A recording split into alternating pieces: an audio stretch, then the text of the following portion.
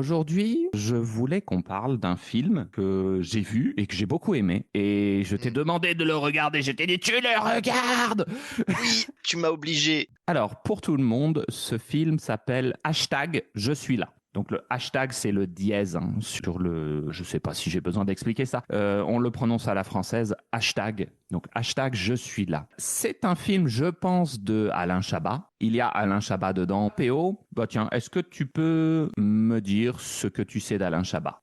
Oula, ce que je sais d'Alain Chabat, il a fait beaucoup de films. Il est parti du monde du sketch à la base. C'est un humoriste. Il a fait partie des Nuls, notamment, qui sont, enfin, un groupe d'humoristes reconnus en France. Voilà, ils sont assez cultes. Ils ont même fait des films, enfin un film surtout, La Cité de la Peur, qui est très drôle à voir une fois. T'as essayé de Euh, le revoir et ça s'est pas bien passé? Ouais, c'est un peu ça. Bah, quand tu connais les vannes, les machins, bon, voilà, Hmm. c'est bon. C'est un humour qui est un petit peu passé quand même. Et puis c'est D'accord. beaucoup de l'humour pipi caca. Au bout d'un moment, bon, Oui, je pense qu'il est très pipi caca. C'est une très bonne façon de le décrire. ouais, c'est ça. Il a fait une émission de télé, il a pas fait Burger quelque chose? Ah si, ouais, il a Burger, fait Burger Burger Quiz? Quiz, c'est Ah, ça. ça existe encore ça? Aucune idée, mais ça passait encore il y a pas si longtemps. Hein. Je sais pas s'il continue. Et dans le C'était Burger sur Quiz, Canal. je suppose qu'il y avait des questions un peu absurdes tout le temps parce que c'était assez humoristique aussi. Ouais, c'était ça, ouais. Bon, il a fait des films récemment où en fait il est plutôt acteur maintenant, Oui. acteur-réalisateur. Il a fait des films qui ont eu du succès. Moi, je pense à Astérix et Obélix. Ouais, ça c'est pour les plus récents. Mais oui, c'était un film assez humoristique par ça. Oui, oui, oui, oui, oui. Bon, alors parlons un peu du film. Ok. Écoute, je vais te donner des informations sur ce film. Forcément, on va vous donner des infos sur le film, mais on va essayer d'éviter de vous donner des détails. Mhm. Euh, Pas spoiler les gens. ben, je préférerais qu'ils aillent le voir, honnêtement. Ouais. Mhm. Ce film est disponible sur Netflix. Bon, ça leur fait un petit coup de pub. Netflix France. Oui, comme beaucoup de gens ont Netflix. Je ne sais pas si ce sera disponible sur des Netflix étrangers, effectivement. Oh, tout le monde a un VPN maintenant. C'est vrai que beaucoup de gens ont un VPN maintenant. Alors, d'abord, on va parler un peu du contexte du film. C'est un homme, il a quoi, 50, 60 ans? C'est ça. Je dirais une bonne cinquantaine, ouais. Potentiellement un boomer. Ah oui. Il est cuisinier, il ne fait que travailler tout le temps, il a son propre restaurant dans la campagne, dans le sud-ouest de la France, si je me souviens bien. Il y a de très beaux paysages avec des montagnes et la brume qui sort de la montagne. J'apprécie toujours quand il y a des paysages comme ça dans des films français. Il y a des films qui ont été tournés à Pau. À chaque fois, je m'étais dit, waouh, les vues qu'ils ont, c'est incroyable. Là, du côté des Pyrénées, ils ont de très jolies vues et ils en ont profité. Cet homme, cuisinier, apparemment célibataire, qui a un ou deux fils, je me souviens plus. Il y en a deux. Il a deux fils, ouais. Mais il s'en occupe pas. Bon, il travaille avec l'un d'eux. Mhm. Mais après, bon, sa vie, c'est son restaurant, quoi. Donc, je pense qu'il a passé sa vie à travailler dans son restaurant, que Mm. sa vie, c'est son restaurant. Ouais. Voilà, quoi. Ses liens sont pas extrêmement développés, j'ai l'impression, avec ses enfants, même si après, ça se développe, quoi. Et on comprend que effectivement sa vie c'est son travail et qu'il ne s'épanouit plus tellement dans son travail. C'est ça. On a l'impression qu'il fait un peu une midlife crisis, pour utiliser un anglicisme. On Euh, va euh, une crise de la quarantaine ou une crise de la cinquantaine. ouais, c'est ça. Bah, c'est une crise qui est repoussée dans le temps avec l'augmentation de l'espérance de vie, Mhm. forcément. Ouais, il fait une crise de la quarantaine tardive. C'est ça. Bon, alors en français, on ne parle pas de la crise de la mi-vie, mais on parle de la crise pour chaque dizaine d'années. Donc on a une crise de la trentaine, une crise de la quarantaine, une crise de la cinquantaine, etc. C'est Mm. habituellement comme ça que l'on fait. Il est attachant, je trouve, ce personnage du papa cuisinier, parce que on sent que c'est pas de sa faute. Oui, Il a été pris dans la vie, quoi. Il a été pris dans le tourbillon de la vie. Et puis, ce qui est un peu triste et qui nous donne de l'attachement pour lui, je crois, c'est le fait que il a énormément d'interactions sociales dans son travail, mais on le voit un peu seul dans sa tête. oui, c'est des rapports superficiels et éphémères, quoi. Ça fait du bien sur le moment. Mm. L'enfer de l'introverti. C'est ça. C'est le rapport superficiel, c'est l'enfer de l'introverti. Alors là, ça c'est le personnage. On va commencer par ça. Quand j'ai lancé ce film, honnêtement, j'ai cliqué sur ce film pour le regarder parce que c'était Alain Chabat. Oui, je comprends. Parce que quand tu regardes l'image pour cliquer dessus, c'est un homme et une femme qui rigolent et qui marchent. Ouais, tu Et t'attendais à une histoire d'amour. voilà. Ouais, C'est franchement pas mes films favoris. ouais, ouais. Ouais, j'avais peur, j'avais la même peur. Donc je me suis dit, est-ce que ça va être une comédie romantique à l'eau de rose, Hmm. cucul la praline? Mon Dieu, est-ce que je vais avoir envie de vomir tout le temps pendant le film? Ouais, je n'aime pas les histoires d'amour, du moins dans les films, tu sais trop. Avec des happy endings obligatoires. En fait, c'est irréaliste, honnêtement. Il ne peut pas rien se passer. Bah oui. Il y a un moment où il y a quelque chose qui se passe mal. Ça ne veut pas dire que ça se finira mal, mais la vie, elle n'est pas faite que de roses. C'est ça. Donc moi, j'aime bien les choses réelles. Donc j'aime bien quand c'est complexe. Et finalement, je trouve que c'est ce que j'ai retrouvé dans ce film. Oui, pour moi, ça reste un film avec un propos extrêmement optimiste. Mais bon, c'est un avis personnel. Ok. Bon, t'as trouvé que c'était quand même assez optimiste, que ça se passait bien. Oui, parce que ça aurait pu très mal finir, cette histoire. Si on Ouais. continue un peu sur ce personnage, il est cuisinier, mais on apprend qu'il voulait faire les beaux-arts. Et donc les beaux-arts, pour ceux qui ne savent pas, ce sont des études artistiques à l'université. Et il a cette espèce de manque. Il trouve qu'il a manqué quelque chose dans sa vie et qu'il a besoin de changer quelque chose, de courir après le moi, son moi personnel qu'il n'a jamais écouté. Pour faire très très simple, il communique avec une dame sur Internet qui est une Coréenne. Et tout est plutôt mignon, tout ça. Il parle sur Internet, tout va bien. Et puis il y a un accident de voiture, très petit, Bon, mais ça va. qui lui fait un choc. Il se dit, ok, j'ai rien, mais en fait, je peux mourir demain. Oui. Et ça, je trouve que c'est une chose très commune chez tout le monde. On vit tous un peu comme des zombies, tu sais. On vit tous au jour le jour comme si on était éternel. Oui, c'est ça. Et puis on vit nos quotidiens qui se répètent un peu à l'infini. Et on a tous cette réflexion de se dire, bah si je vis la même journée quasiment tous les jours jusqu'à la fin de mes jours, qu'est-ce que je vais m'emmerder? Toi, tu te dis ça, PO, mon Dieu. Bah évidemment.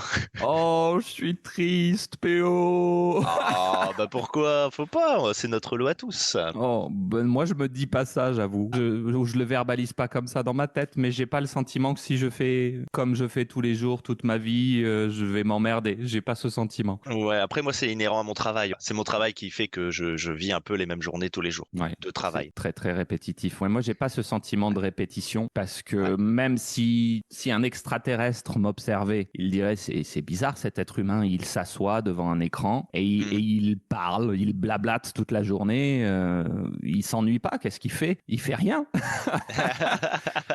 Mais en fait, il n'y a jamais deux conversations qui sont identiques. Donc, ça fait 10 ans que je fais ce métier, mais ça fait 2 ans que je le fais en ligne. Et ce serait même difficile pour moi de revenir le faire dans une classe parce qu'il n'y aurait pas cette dimension de connaître quelqu'un personnellement. Oui. Mhm. Avoir une discussion avec une personne qui te dit des choses. Des fois, j'ai des étudiants qui me disent des trucs. Je me dis, mais pourquoi il me dit ça à moi? Je suis presque son psychologue, quoi. Ouais.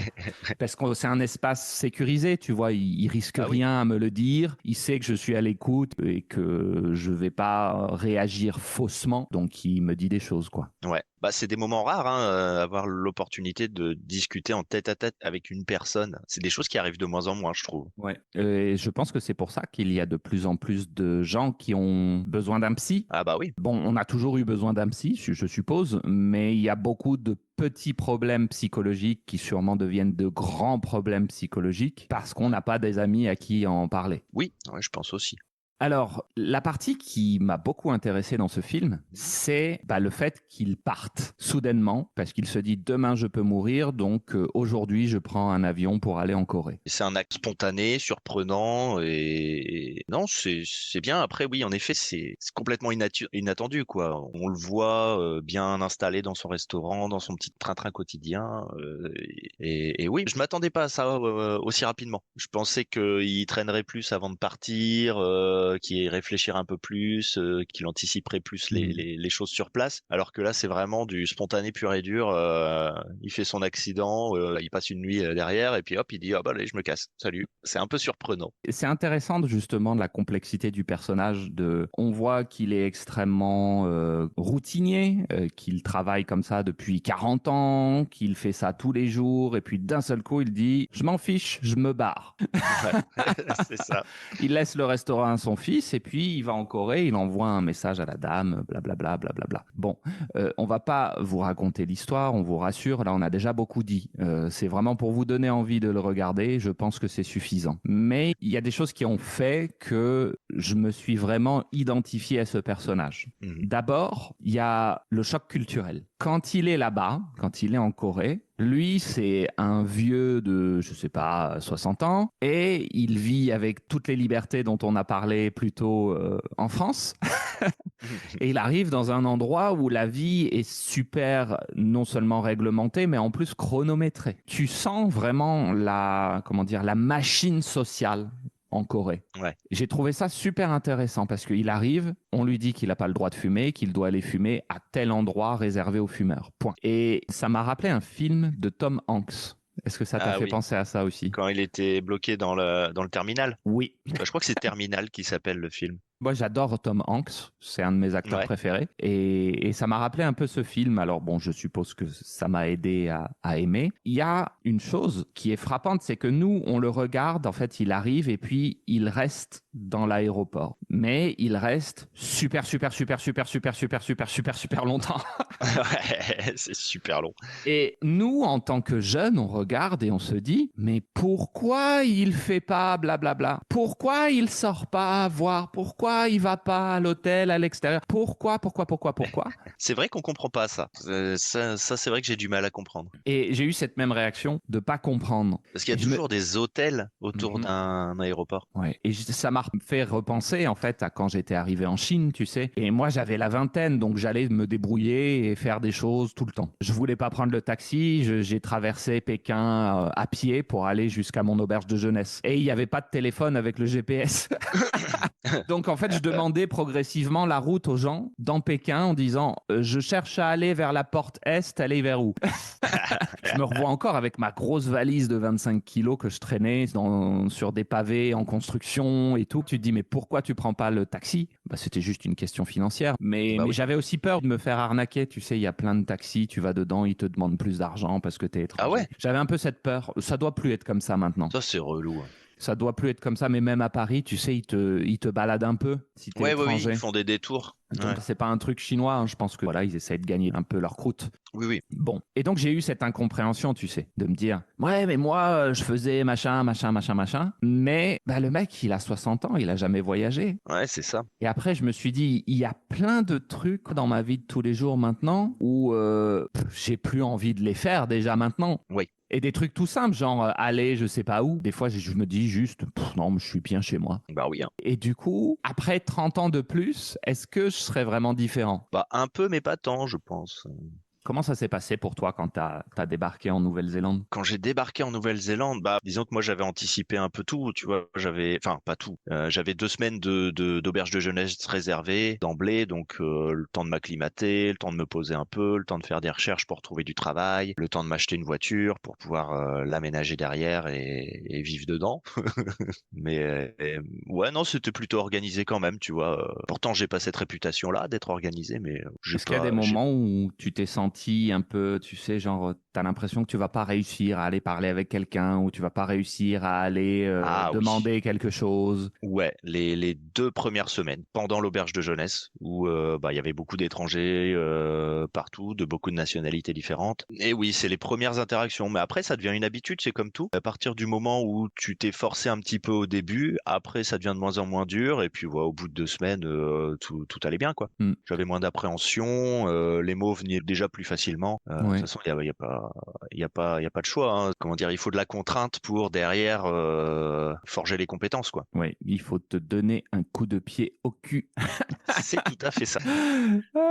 Bon, en forgeant qu'on devient forgeron. Et tu vois, moi là, ça fait 10 ans que je ne réfléchis plus du tout à voyager parce que j'ai ni le temps ni l'argent. Mais en réfléchissant à un voyage potentiel, déjà j'ai cette petite question dans ma tête de est-ce que tu vas réussir à te bouger et vraiment à y aller, quoi. Oui. Tu vois? J'ai ce petit truc de à tous les coups tu vas rester dans la ville et puis tu vas traîner et puis tu vas pas partir à blablabla. Enfin, tu vois, Oui, ouais, je vois ce que tu veux dire. J'avais peur un peu aussi de ça. tu vas te sentir un peu coincé dans ta tête en fait, hein. Tu te fais une prison mentale et puis tu restes là où tu es, tu sais. Ouais. Ouais, je vois ce que tu veux dire. Moi, c'est pour ça que j'avais booké en avance aussi mes woofing. Mhm. Du coup, en fait, ça me forçait un peu. J'avais quand même des deadlines. Bon, sans pression les deadlines, hein, tu vois. J'avais rien d'autre à faire. Hein. J'avais pas Mhm. la pression, mais en même temps, voilà, je me suis mis 2 semaines d'auberge de jeunesse, après 2 semaines de woofing, et puis j'enchaînais de 2 semaines en 2 semaines de woofing à chaque fois à des endroits différents. Alors, une Et... deadline en français, c'est une date butoir, mais tout le monde dit deadline, donc honnêtement, si vous dites deadline plutôt qu'autre chose, ça n'est pas un problème. Tous les Français le disent aussi.